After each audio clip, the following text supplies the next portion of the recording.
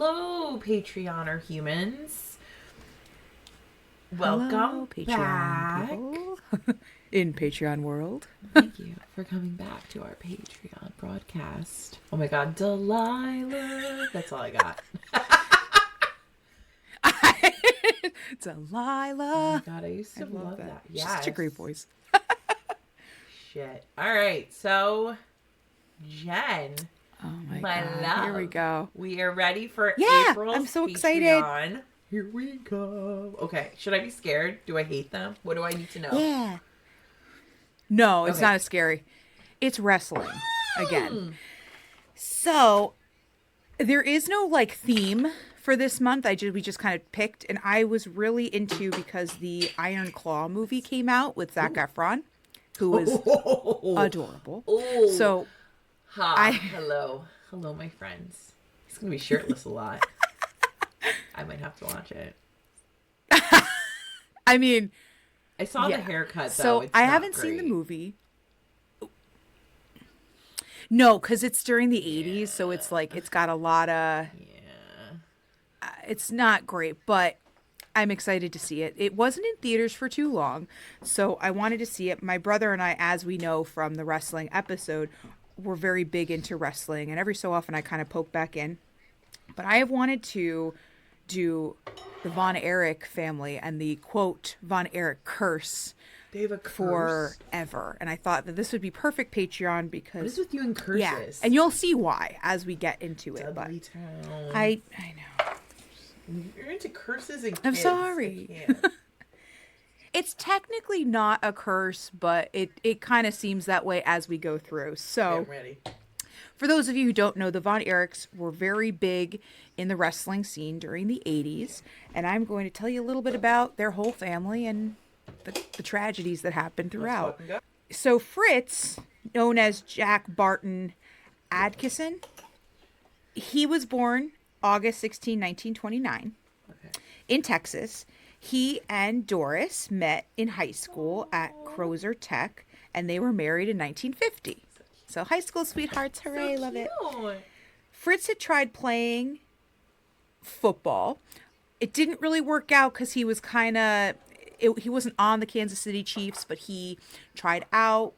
So he was like, you know what, let me play in the Canadian Football League instead. That didn't really pan out. But while he was working in Edmonton, he did run into Stu Hart.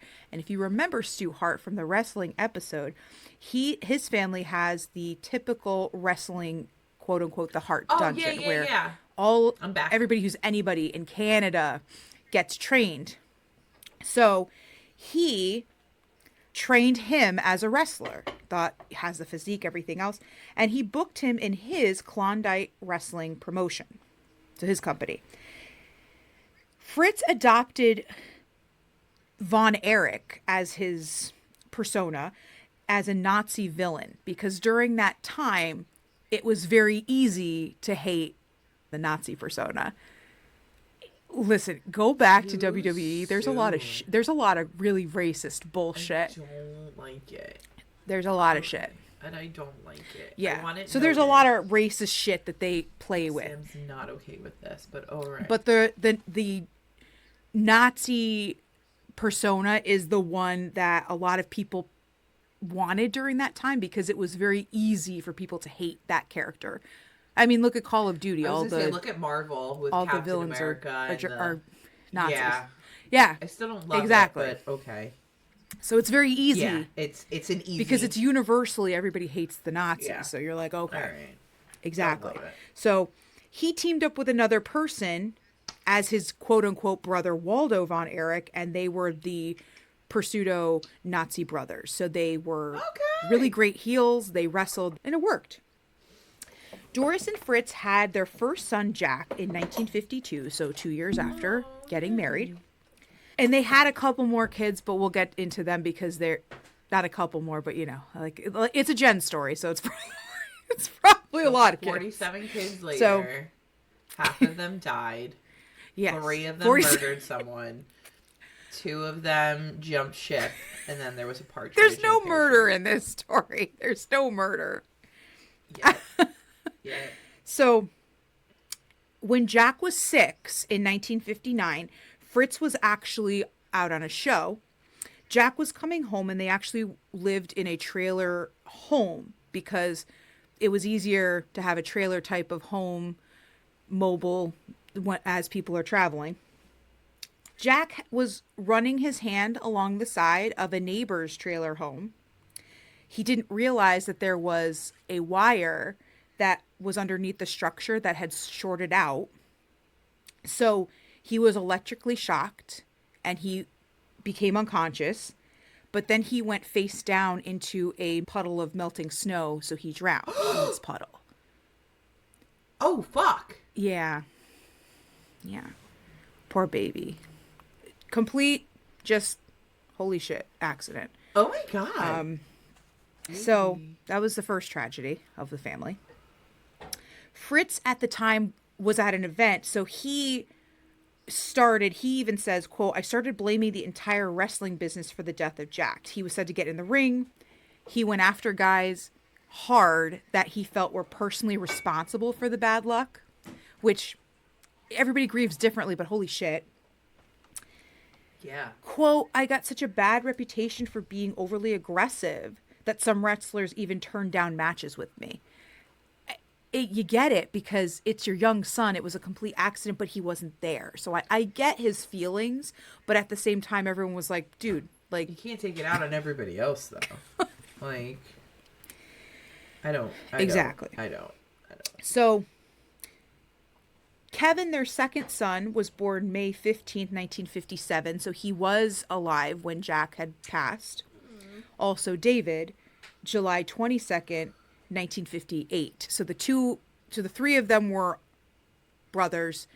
Jack passed. Those two were still, And even Kevin says, he's like, I remember that I had the older brother. I remember Jack being there, but one day he's not. And I just remember my parents being very upset. And he's like, so I as a kid, you don't really understand the concept of death, especially that young. Yeah.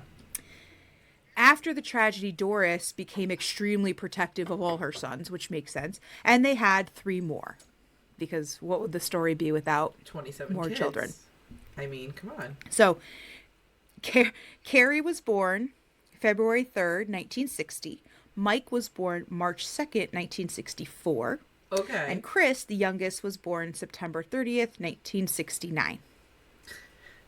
Are you ready? You're like writing down all the names like, okay, I gotta keep track. I need I do. I should pat So, this one's so-and-so. This is the Tommy. This one is Jack. Yep. Well, he's dead. I can put him back. But you get it. Well, it's like when you did the Bell Witch episode and you're like, oh my God, this kid this and is that this kid kid. and this neighbor. I don't even know who they this belong is. to. Just random people. And you're like, I don't jumping freaking in. know. You're like, I don't know who this kid is. This fucking kid just walks up and is like, hey, I should have, take like, my next tooth. time, I'll make a map like I did with Dudley Town. Yes. That was the first Thank episode you. I made God, a map do your because I was job. so confused. Story of my life. So, Fritz decided, because actually you make more money if you become a promoter and you get your own wrestling brand. So he decided to make his own. So he made World Class Championship Wrestling, or WCCW. Prestige. Worldwide. Wide. He trained his sons. Yeah. Sorry. Boats and O's. He trained his sons in wrestling as soon as they hit puberty. Had their own weight room in their little ranch. They had a barn on the ranch. Most of the sons were extremely athletic. Okay. He trained them 3 hours daily, in addition to some of them having other sports going on. Ooh, like That's honey. nuts to me. I don't even worse spend than The Rock. like a full 2 hours in the gym. Like, I don't even go to The Rock goes like 5 times a day, and you're like, bro. You're like, bro, calm down. You don't need to go 5 times a day. Let's It's totally pause. fine. It's totally fine. You don't need to. Okay. A friend of Carrie's told People Magazine, because a lot of my information came from a really great People Magazine article, Fritz would tie his sons together by their feet, hang them from a beam, and have them fight upside down. So they'd wrestle upside down. Oh, what? What? How does that help? What, I guess it did. What does that help? They're kind of fucking tied together, so I don't understand. Yeah. Kevin, David, and Carrie got full athletic scholarships to Texas colleges for other sports, but the three of them chose to stay with their father in his company. And they always said they were never pressured into this. He trained them, sure, but it's not like he was like, you have to do this. They did it. They wanted to be wrestlers. Okay. Now, due to their dad's legacy and all of the hype behind that, the family was constantly in the spotlight as it was.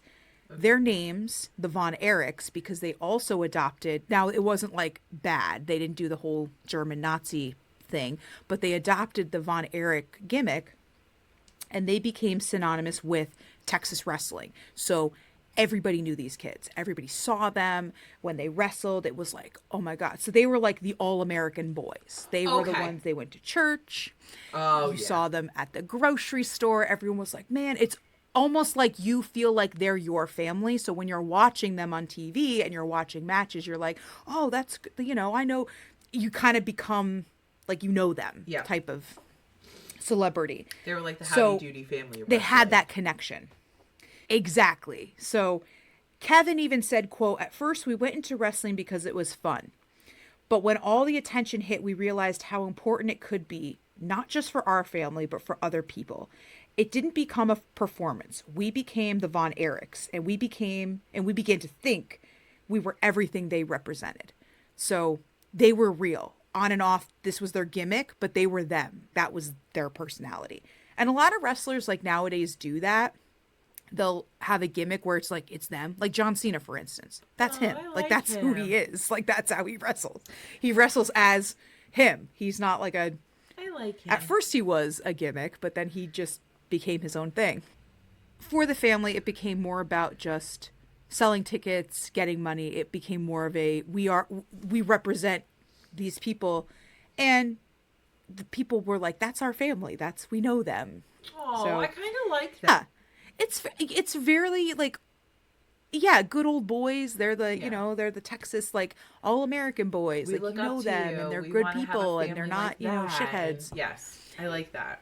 Exactly. Yeah, and that's not part of that like lifestyle seems to be like, a little bit like it. Some people in the spotlight when your family's like that, it is a little bit toxic, but for them, they really were like, we're in the spotlight. We need to make it, Now, they did have singles careers because they were built like the typical wrestler that people see, but they also did tag team matches as brothers. So like, it would be like the Von Erich brothers against, so it was very cute. And they're very cute looking kids. And like, it was just wholesome. Kevin was known to wrestle barefoot, and which is extremely dangerous. And we always say, like, whenever Nick and I see this when we're watching, we're like, you should put some shoes on. All I think the of reason is why he did that was from, because what's it called? Oh, Die Hard, McLean. When he's running around fucking Nakatomi Plaza with no fucking shoes. And I'm like, are you stupid? Are you stupid? I yell at him every year at Christmas because that is a Christmas movie, and suck it if you think I'm wrong. It is a Christmas movie. It is a Christmas movie! Suck it. Suck it! Kevin did say later, he didn't intend for it. It's just someone before one of his matches hit his boots.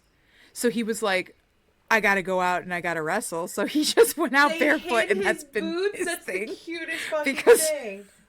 Oh my God, they're like playing pranks on each other. And he's like, all right, I guess.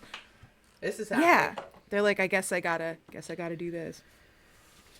David was known as the Yellow Rose of Texas, which is the epitome of like, oh, he's so handsome. That whole like that cowboy persona he had. He did the cowboy hat, and it's beautiful.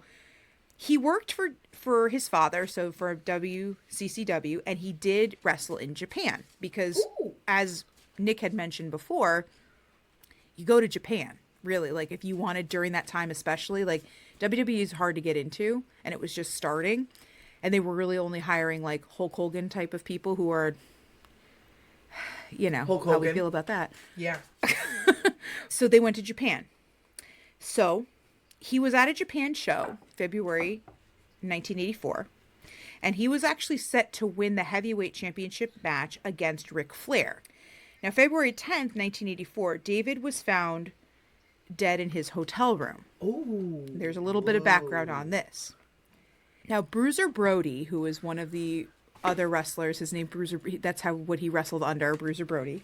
Better names. He said when he came in to the room, it looked as though David was reaching for the phone to call for help. Many speculated at the time it was a drug overdose because, that's what you do. Ric Flair even said in interviews and in his autobiography that he knew Bruiser Brody had come into the hotel room, flushed drugs down the toilet before the police and paramedics came. Now, that was the expectation. That's what people still speculate. However, at the time of his death, Fritz told the news David had been sick more than a month before his death. And he said, David was in no condition to wrestle. I felt really guilty about that, but he still went. Mm-hmm. Kevin even told People magazine, when we were taking shots of Deterin, I guess, for our knees. So it's kind of just to help. Oh, okay. Every Monday night, it would last a few days. If you make athletics your business, it's a tough one, and you use your body as a vehicle. So they're shooting up the painkillers. They're doing what they need to do. And they're not getting any breaks because this is a 365-day-a-year job. So you don't really get time off. Now, Bill Irwin, known as the Goon, was the one who last saw David alive. He believed that David ate and drank too much on the trip, leading him to purge foods and then choke on it. So it was a little bit like he didn't really eat a lot. You go to a new place. They asked for an autopsy. The autopsy did take weeks, but when it came back, it was said the cause was an infection in the intestine known as gastroenteritis. Oh, God. Which is just inflammation of the small intestine. Yeah. So it was a thing. It wasn't drug overdose, as some people still will sit by. Like, there's people on the documentaries and stuff that'll say, oh, no, it was a drug overdose. But they're like, no, the autopsy came back. Yeah, he had some food, like when the paramedics came, he did have like food in his throat, almost like it was similar to the idea of like he was going to throw up. So David's death, because it was just so out of nowhere, it really deeply affected the family, but also the public. They said that David's funeral had like thousands of people, and people that they were not family, but just fans that are like, they're devastated from this loss because it's like they lost a family member. After his death, Kerry, the next brother, so we have Kevin, David was second or third technically, and then Kerry. Okay. He was chosen to take his place, basically. So Kerry, at the tribute show to David a few weeks after his passing, he did win the championship from Ric Flair as a way of tributing to his lost brother. Kerry was the traditional wrestling physique. He was tall, he had the muscles, he was good looking, he had the blonde hair. So, of course, it was like, it made sense. Now, because you have David's death, and he was a star, and he was, the Von Erich name, they were like, well, now you have to maintain the Von Erich name in where he is. So they brought in Lance Von Erich, who was not part of the family. Random guy that looks similar to the family, the brothers. And they brought him in as kind of like, the company was like, well, we need to keep this going. So they brought in this random guy, and the public was like, the fuck is this? Like, you can't, like, no. Like, the whole thing about wrestling is you got to make the fans happy because it brings in the money. So the fans kind of felt like do you think we're stupid that you're bringing in this random person to take over this particular it didn't just make any sense. So the family was highly against it too. They even were like, this is no, you can't just push somebody in there as a way, because like not only look, their brand, like that's what you're doing. the persona. Yes, like, exactly. Yeah. Thank you. And you're making it seem like at least with the public, they're like, do you think we're like, yeah, no, this doesn't, magically they had another brother who's the same exact fucking age. Like, is this like Siffy Network? I don't understand. And they're like, who the fuck is this? Check out this motherfucker. We know this family. Yeah. There's no Lance in this family.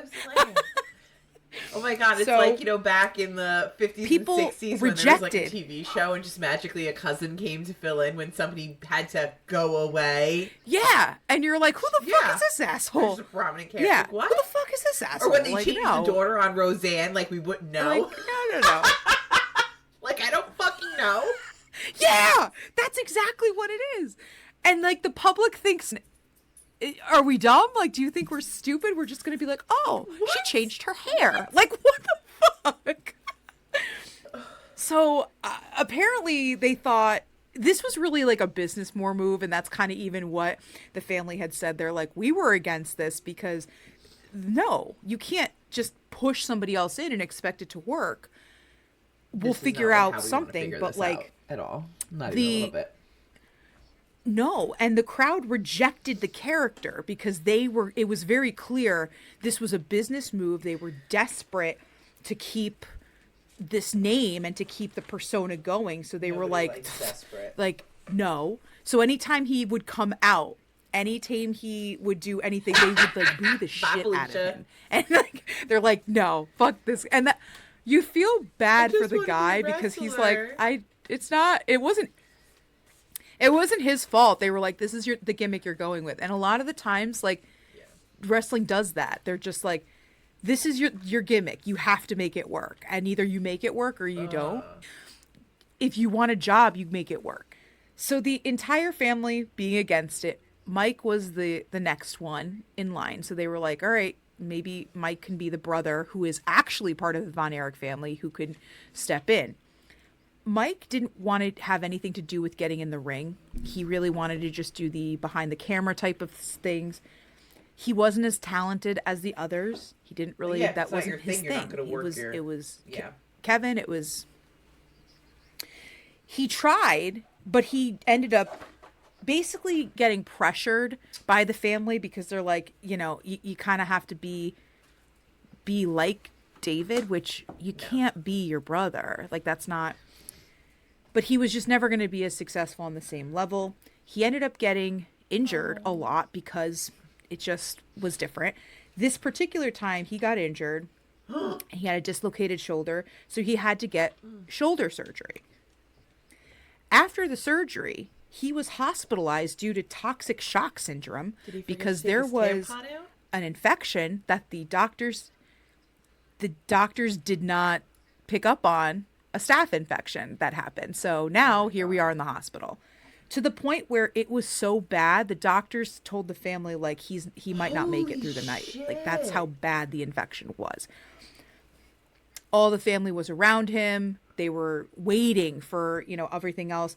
He had a temperature of 107 and it wasn't moving either way. So they were like, this is it. This is it. But he overcame it. And he left the hospital a week later. Holy shit, good for him. Yeah. He survived and he fought it. Like, the rest of the family was going like, there was a priest in there taking the, you know, doing the last rites things. And fuck that, man. I got this shit. Like, he's not going to make it. And here he comes. He's like, fuck this. I got this. The problem is because of the toxic shock syndrome, he did suffer physical and psychological damage. It makes sense. He had a temperature of 107. Yeah. Like, it's a lot. Your brain's like bubbling. Gross. So he did lack a lot of coordination, a lot of balance, and he lost a ton of weight. He had to stop wrestling because if he did get injured again, it could be even worse. So he did have to stop, which made him fall into a depression. He drank excessively. He took the prescription medications that he was prescribed for his shoulder, and he just kept abusing them. So he was kind of not in a great place. In April 1987, he was arrested for a DUI with possession of the narcotic pills that he was on. He was released on bond, but then he was unheard from for 2 days, so he was missing. So the family found him 2 days later. He had died because he overdosed on the tranquilizers that were prescribed to him by his surgery. That's so sad. Yeah. Chris, the youngest of the brothers, grew up with some health issues. He was the smallest, so he was about 5'5". Like, he was not going to get heavier than, over a certain amount of weight. He had asthma, and the medication that he was taking caused him to have brittle bones, so that made him more prone to injury. But he loved wrestling to the point where he ate everything up, and his family was like, we weren't gonna tell him not to. It was just, he has a lot of risk factors, but he loved it, to the point where Kevin even said during one of his interviews, he's like, it's just too bad because he had the heart for it. It's just that physically it just wasn't gonna work as well. So when Kerry was signed to the WWE, Chris was like, I want to go into the family wrestling business. So he went to work for the WCCW. He worked out excessively. He ended up taking growth hormones to help himself get bigger, because we know how that goes. It just wasn't enough, because no matter how many, like going back to Chris Benoit, you're small. It doesn't matter how much you take. You're not going to get, limited, you're not going to become 7 foot. Like, it's not happening. After competing in a tag match with Kevin, so as the Von Erich brothers, he ended up breaking his arm. So during that time, he couldn't work out. He was restricted with a lot of things, and he couldn't wrestle while he was out. So he became depressed. And then once Mike passed away, because this was happening simultaneously, it just grew worse because Mike and him were the younger two. So he was closer in age to Mike. So, of course, when he watched his downfall, he's like, oh. So September 12th, 1991, Chris had drove his bike up to this spot in the woods multiple times. It's kind of like you go somewhere and you're like, you're at peace. You just kind of like watch the water. It's like going to the beach and you just sit because you're just like, so Kevin had followed him. And when he got there, Chris turned to him and said, what, did you see my note? And Kevin's like, what, are you going to kill yourself? And and that's basically what the note was left. And Kevin's like, dude, he didn't see it. He was just like, what, are you going to kill yourself? Is that what you're going to do? And they talked for a while. Kevin's like, I talked to Chris. I said to him, dude, it's not worth it. Promise me you're not going to do that, because, you have so much to live for. Chris had said, yep, I promise. Okay. Kevin goes back to the house. Fritz and Doris had found the note as Kevin returned, and Fritz was like, you got to get back fucking up there, because like there's something. So he pushed him to go back. Kevin went back. He's like, I literally was it must have been just minutes. But Chris had already shot himself. Kevin's like, I wish I had never left. I wish I had stayed with him. There's so many things going through his mind. But he's barely alive, so he ended up just dying in Kevin's arms, because that was his goal. That was the note. The note said, this is what I'm doing. After the toxicology reports came back, they found he had cocaine and Valium in his system. If we're keeping count, Kerry and Kevin are the last two left. Yeah, I kind of. That was going to be my next question. Like, what's our kid count right now? We can't have more than 2 left at this point, unfortunately. This is sad. Ugh. This is why this is like seen as, a lot of people call it the curse of the Von Erichs, because of the fact that everything that could go wrong has gone wrong. Meanwhile, everything that's happening it's in the public eye because people are still watching the family, know how good of people they are and all that. Kerry had moved up to the WWE at this point because he was out of all of them. He was the one that you look at his physique versus everybody else's. Now, they told him you can't wrestle under the Von Erich name. You can't use that gimmick. You have to use something different. So he wrestled as the Texas Tornado. He had no connection, could not have any connection with his family, couldn't do the Iron Claw, which is the finishing move of the family, that the typical, like, what everybody knew them as. No, they just were like, cut it off. Okay, bro. Fuck you. All right, thanks. Fine. Fuck. Prior to this, 1986, he was involved in a motorcycle accident. His leg was so damaged that they almost had to amputate it. The same year, he re-injured the same leg so badly to the point where they eventually did have to amputate it. So, what the fuck? Like right below the knee. So like the knee down, because it was so badly injured. He was so embarrassed of this prosthetic leg. So he was like, I don't want people to know about this. So he hid it. He wore higher boots. He wore a specific ring type of gear that would hide the prosthetic underneath. And nobody knew. Like, the fans didn't really know. The only people who really knew about this were his family. He was extremely embarrassed by this, which, bro, you're in the ring, you're wrestling still. Dude, that's like, that's crazy. Like, beacon you could be for people who, yeah, like, you could really set yourself up very well and make a whole type of population feel seen. I guess back in the 80s and 90s, though, it was a very different time. I can see that, because there was actually a guy, like, in the 2000 era of wrestling. He had one leg, and he was very small, and he had the prosthetic leg, but it was like the gimmick where he was like, look at how much I've overcome, and he had the one leg, so they were like, the heel wrestlers would like rip off the prosthetic, and he'd like hop around the ring and whatever. But like, he was that inspiration of like, look at me and look at how I'm small. I have a missing leg, and it was yeah. So you could do stuff like that, but he just was like, I don't know. It was just one of those things where he was just like, no. And the accident really had nothing to do with like drugs or alcohol really at the time. So I think it was more of it was just a freak act. Well, he ran into a police cruiser. Okay. Let's a parked police cruiser. So yeah. So I think that maybe that was part of the reason why he's like, fuck this. I don't want people to know. Now, in 1988, he was in a match. His boot did come off accidentally. So it was seen that there was a prosthetic. He quickly like rolled under the ring and like was trying and like kind of put everything back. And to this day, there's still no footage of that match, of that happening. Like, there's footage of the match, but it like skips ahead. Because the person he was wrestling had no clue. Accidentally, the boot, like, when they're, like, doing, like, the moves, his boot came off. And, like, the entire crowd, like, everybody else, now it's real. Think now about, people know. like, how quickly that happens in, like, a live match. Like, how many people do you really think picked up on the fact that it was a prosthetic, could really see what was going on? You might have a shot that if 20 people saw it, you could be like, nah, I don't know what you're talking about, bro, and just play it off.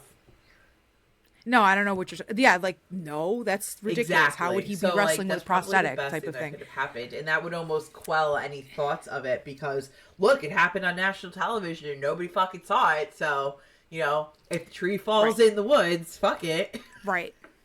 Exactly. So, for that, it really started to become known backstage, because the guy wrestling was like, oh shit, and totally felt bad about it because he didn't know. And it wasn't his fault, because things happen all the time. People get injured all the time in these types of matches. So despite that, he still went to the WWE. Like, he still was drafted there, and it was still great, even though there were people who knew of the prosthetic, knee. It was great. But he became addicted to pain pills. He was constantly on the road, away from his family, away from his wife, who actually they did have children, but they were divorced around that time. Plus, the tragedies with his brothers were happening simultaneously as he was doing his thing. And it's very difficult because, as we talked about with Chris Benoit, they don't give you time. You have to choose, hey, I need time to grieve and I need time to be by myself. And he might have taken it, but still you're constantly traveling. This is not a job where you get time off. So September 1992, he was arrested for prescription forgery. That's a big one. So shouldn't do that, kids. Don't do that. Mm-hmm. Yeah, no, don't do that. So he was checked into rehab, and he was placed on a 10-year probation. So he didn't get jail time, but he was put on probation. Originally, I said month, but then I reread the article and said year, and I was like, yeah I guess because it's that that's big. That's a big. It's a big. Like, fuck, you can't just steal someone's prescription pad and write yourself out shit. You could exactly. I mean, you shouldn't do that. People would probably be a lot happier if they don't fucking do that. Yeah. Oh my gosh. So he was arrested for cocaine possession in 93. So it's just not getting better.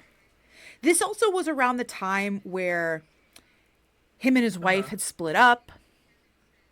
You know, and even Kevin says he was having a conversation with Carrie during this time where Carrie's like, man, you know, Chris ended his life. You must be so strong and so strong to do that. And Kevin's like, no. So he started talking about the idea of ending his life. So Kevin's like, no, you know what we should do, bro? He's like, we're going to go on vacation together. You and me, we're going to go to an island. We're going to, I'm ready for this. We're going on vacation. We're going to be happy. Like, we're going to do our pina coladas. You got to get, some buffet. We're going to watch the dancing girls. It's going to be a great fucking time. Yes, let's go on vacation. All inclusive. I'm fucking in. Let's go. All inclusive. I'm ready. Right. The plan was Kevin's like, we got to do this. You got to clear your head. Like, let's, don't think about these things. February 17th, 1993. So shortly after this time in this conversation, Carrie returns to the family ranch house. He goes in. He hugs his dad really tightly and says, I love you. And then he takes off on his little moped or whatever. So dad was like, okay, this is weird. So he took off to the same type of area, I believe, like around where Chris was his like thinkings type of spot. Fritz then, when he went back in the house, realized his pistol was missing. So he quickly followed Carrie to be like, what the fuck? Okay. Fritz found Carrie after he had taken his life. And he had shot himself in the heart. Oh, God, no. Fritz, though, had said, I had never seen a more peaceful look on his face. So there were inner demons going on. He was going through a divorce. And it was just, there's a lot going on. Doris blamed Fritz for the tragedies of all of the boys. Was like, it's your fault. You pushed them. This is how it got. So they divorced shortly after. Fritz was diagnosed with brain cancer in 1997, and he died, leaving his entire fortune to Kevin, the only living son that he had. Oh. So is this Zac Efron, or is Zac Efron already dead? Zac Efron is Kevin. Okay. So he plays Kevin. Kevin is still okay. He did he has a beautiful life, and there's a lot of beautiful quotations that he said from this particular documentary.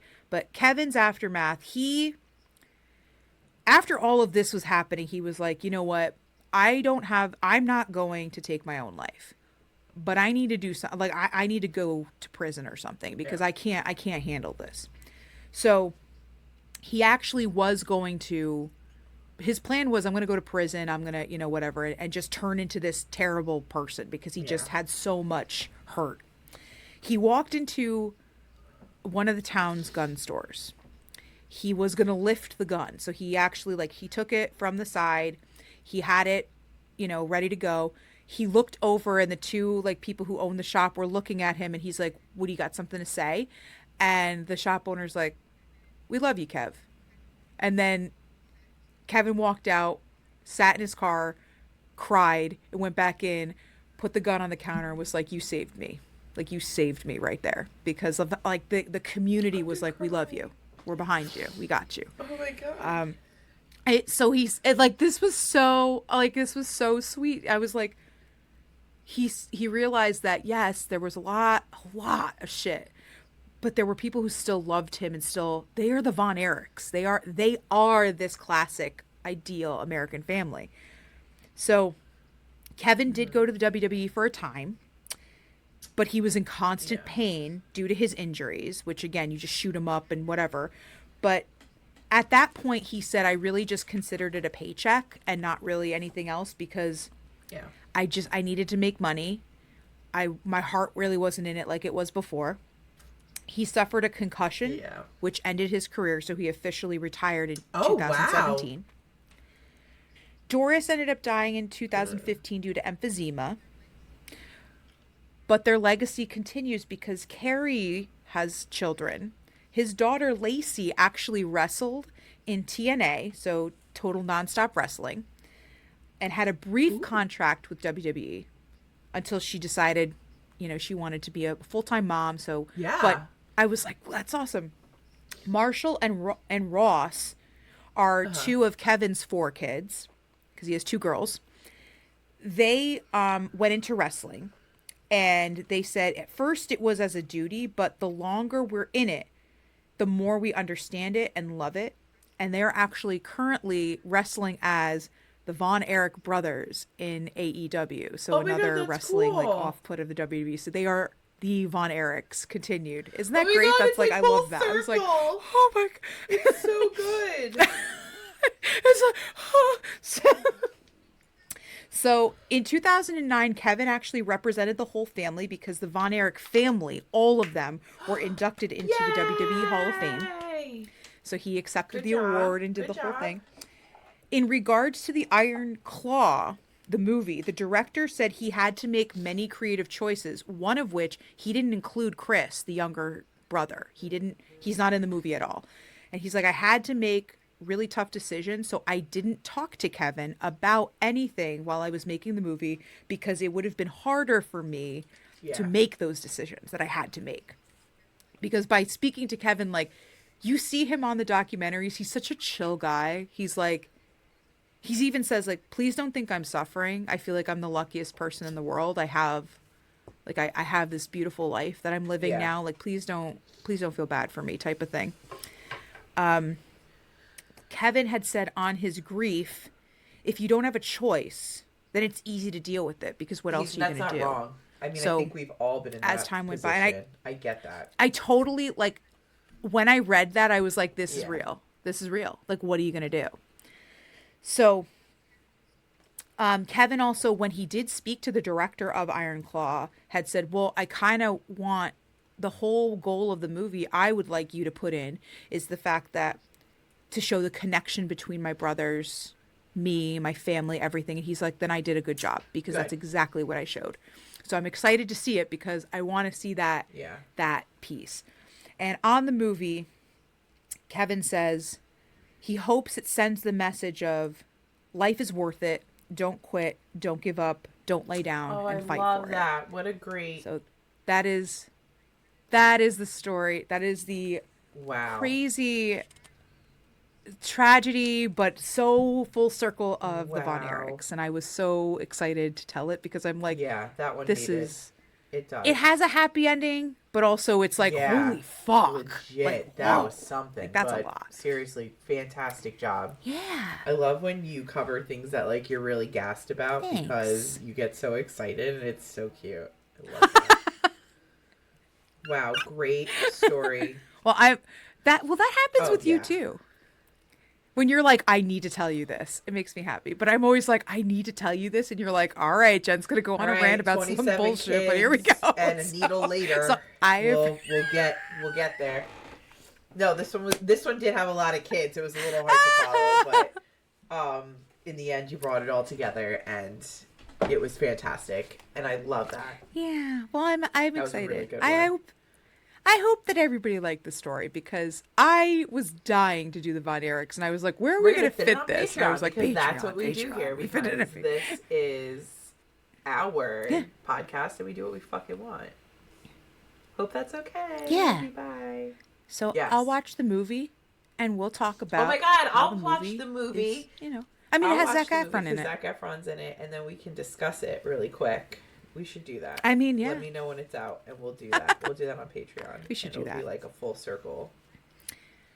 I'm looking to see streaming services. It's not free yet, but you can rent it. So I think I might just rent it on Amazon Prime. Zac Efron, we can pay him. But yeah, I'm excited. I would pay money for Zac Efron. In case anybody was wondering. I mean, listen. Listen, if Troy Bolton is going to be on my screen, I'm fucking in, bro. Let's go. Let's go.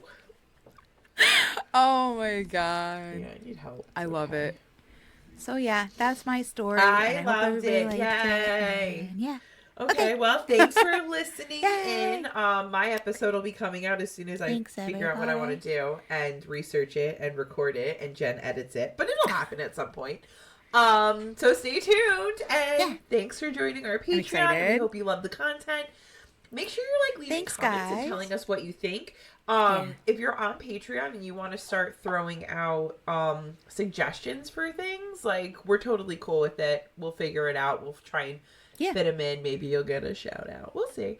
But just letting you know that this Patreon platform is really for us to be a little bit more active with you guys and be able to hear what you guys want. I mean, you guys are paying for the extra content, so I feel you guys should get more say in the matter, because although this is our podcast, I think it's everybody's podcast, and we're just here to make everybody feel included and happy. Make you happy. Make you happy. Just be nice, bitches. Make you happy. Okay. Love you so much. See you next time. All right. Bye. Stay spooky, guys.